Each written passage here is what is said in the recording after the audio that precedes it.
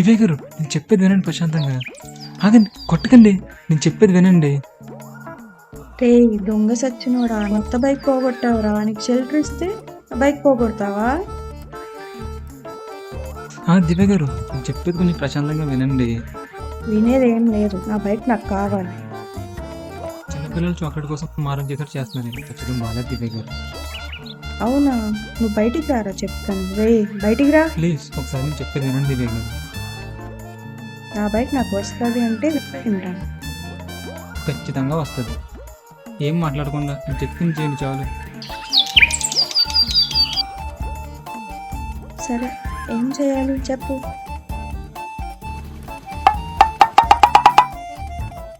నా బైక్ అవును, ఏం చేయాలి ఇప్పుడు? కొట్టేయాలి. కొట్టేయాలా? నాకు తెలీదు. మరి బైక్ ఎలా వస్తుంది? ఎలా వస్తుంది? కొట్టేస్తే వస్తుంది. నాకు తెలీదు ఎలా చేయాలో. నాకు వచ్చు, నేను చేస్తాను బాబు. ఎవరు రాకుండా చూడు చాలు. ఓకే.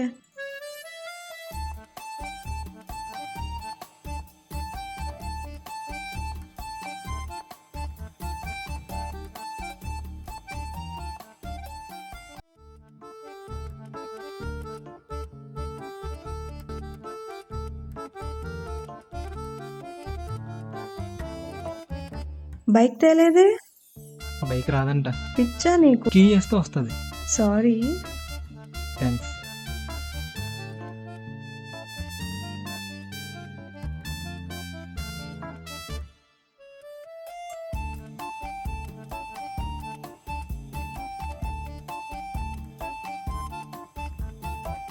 రే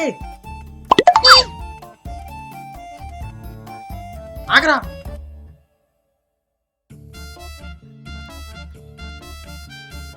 ఆగరా, ఆగు.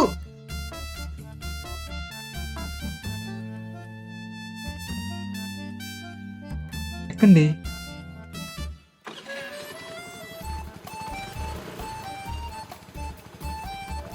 రే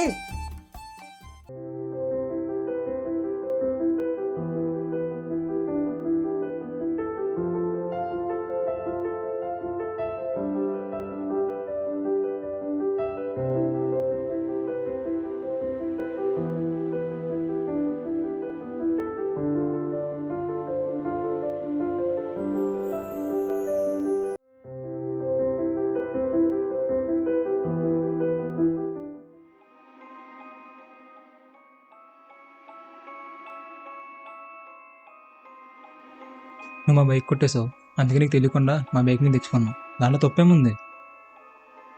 హే, దాని గురించి రాలేదు నేను. నీ వల్ల మా వాడు జైల్లో ఉన్నాడు. నేనేం చేశాను రా?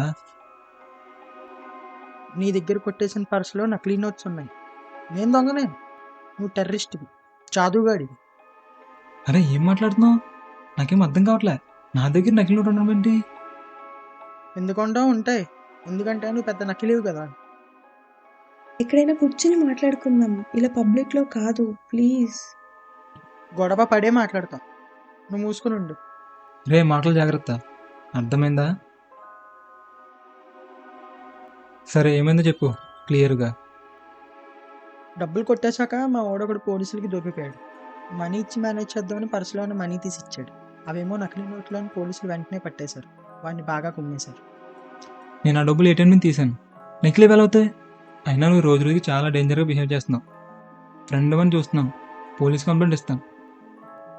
ఓ, కంప్లైంట్ ఇస్తావా? గ్రేట్ అబ్బా.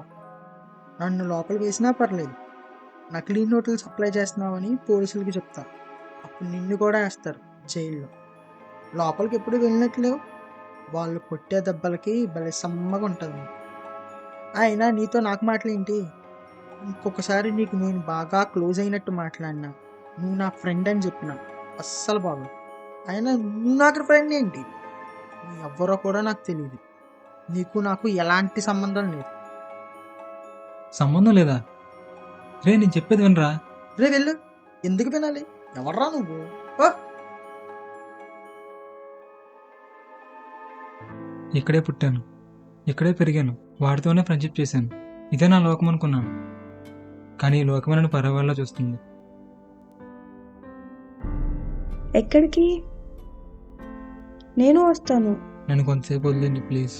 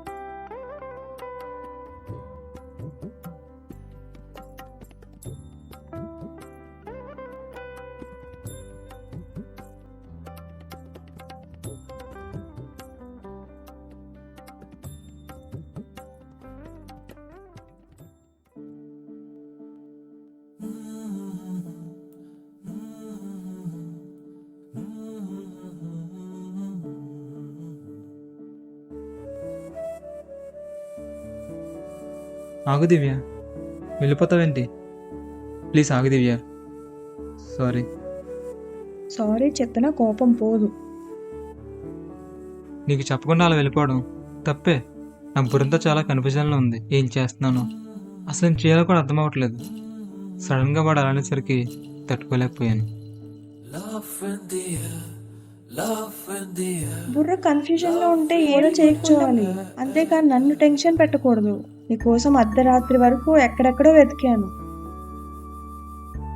తిందామని ప్లేట్లో ఫుడ్ పెట్టుకున్నా తినబుద్ధి అవ్వట్లేదు. నీ ఆలోచనలే వస్తున్నాయి. నువ్వు తిన్నావా లేదా?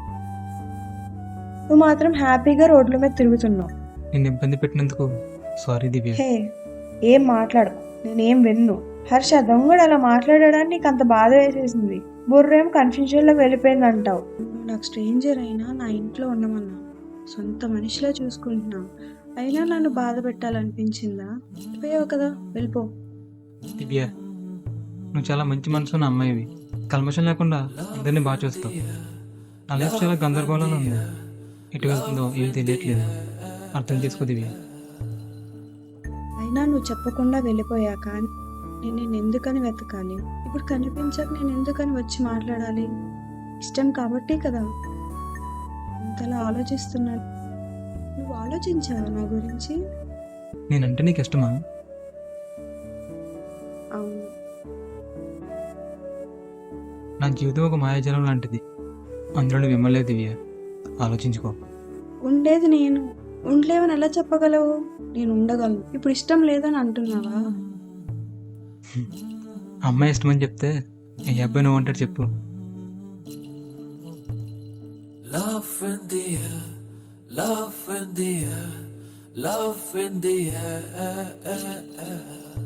సడన్ గా ఎక్కడికి మాయమైపోయావు? నా లైఫ్లో అన్నీ వింతలు జరుగుతున్నాయి కదా, తెలుసుకోవడానికి వెళ్ళాను. ఏమైనా తెలిసాయా? ఎక్కడికి వెళ్ళి తెలుసుకోవాలని తెలియక రోడ్ల మీద తిరుగుతున్నాను పిచ్చోడ్లాగా. తెలియకపోవడం మంచిది. మూసుకొని నా దగ్గర ఉండు.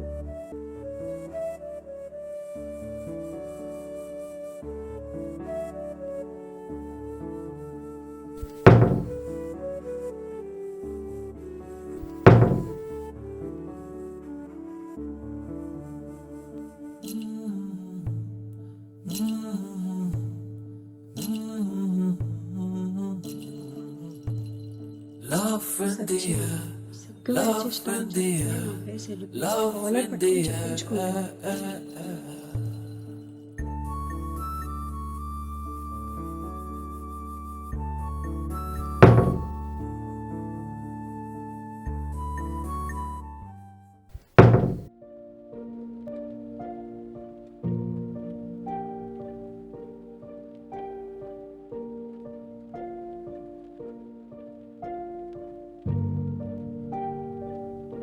నేనంటే ఇష్టమని చెప్పాక కనీసం ఐ లవ్ యూ చెప్పాలి కదా నేను.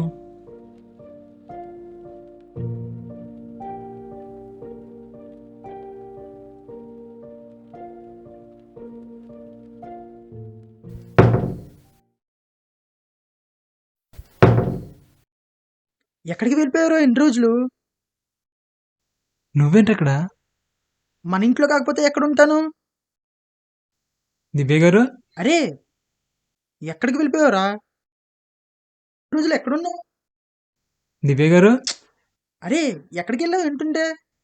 దివ్య గారు. ఏంట్రా, ఏం వెతుకుతున్నావు అసలు? అరే దివ్య ఎవర్రా? ఏం వెతుకుతున్నావు? అరే దివ్య ఎవరు?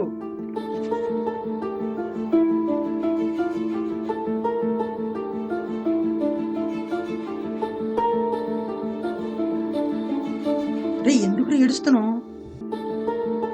రే ఏమైందిరా?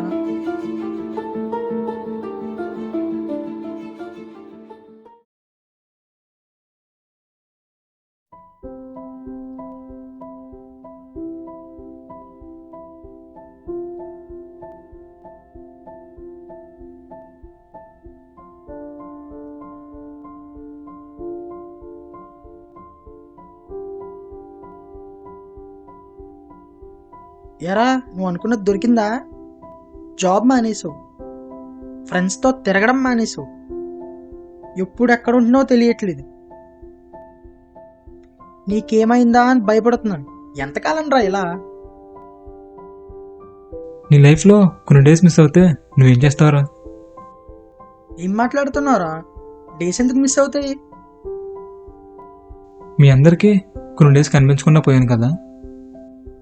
అవును, చాలా చోట్ల ఎతికాం, నువ్వు ఎక్కడా కనిపించలా. కానీ నేను ఎక్కడికి పోలేదు, మన ఇంట్లోనే ఉన్నాను. రోజు తిరిగే ప్రయత్నం తిరిగాను. నేను నీకెవరో తెలియదు, కానీ నేను రోజు చూసేవాడిని. బట్ నేనెవరో నీకు తెలియదు. మనకు తెలిసిన ప్రపంచంలా ఉంటుంది, కానీ అదొక మాయా ప్రపంచం. కానీ నాకు నచ్చింది. రే, నీకు బుర్ర బాగానే పనిచేస్తుందా? లేదంటే ఒకసారి సైకాలజిస్ట్ని కలుద్దాం రా. ఏదేదో మాట్లాడుతున్నావు, పిచ్చెక్కిపోతుందరా నాకు. నేను యూనివర్స్ ట్రావెల్ చేశాను. ఏమంటున్నావు నువ్వు? యూనివర్స్ ట్రావెల్ చేయడం ఏంట్రా? అదెలా సాధ్యం?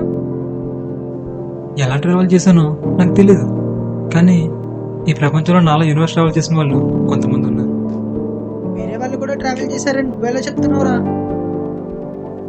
ఒకసారి టోక్యో ఎయిర్పోర్ట్లో ఒక వ్యక్తి పాస్పోర్ట్ చూసి వెరిఫికేషన్లో షాక్ అయ్యారు. ఎందుకంటే ఆ వ్యక్తి టొరాడో అనే కంట్రీ నుంచి వచ్చాడు. మన భూమి మీద టొరాడో అనే పేరుతో కంట్రీ కానీ స్టేట్ కానీ కనీసం ఒక ఊరు కూడా లేదు. కానీ ఆ వ్యక్తిని పోలీసులు ఒక హోటల్లో పెట్టారు హై సెక్యూరిటీతో. నెక్స్ట్ డే మార్నింగ్ పోలీసు అందరూ వెళ్ళి చూసేసరికి ఆ వ్యక్తి లేడు. కనీసం ఇప్పటికి ఏమేడో కూడా తెలియదు. నువ్వు చెప్పేది నిజమా? నమ్మబుద్ధి అవ్వట్లేదురా. అలా ఎలా జరిగింది అసలు? నమ్మలేని నిజాలురా. టొరాడో నుంచి వచ్చిన వ్యక్తి కొన్ని గంటలు మాత్రమే ఉన్నాడు, కానీ నేను వేరే యూనివర్స్లో కొన్ని రోజులు ఉన్నాను.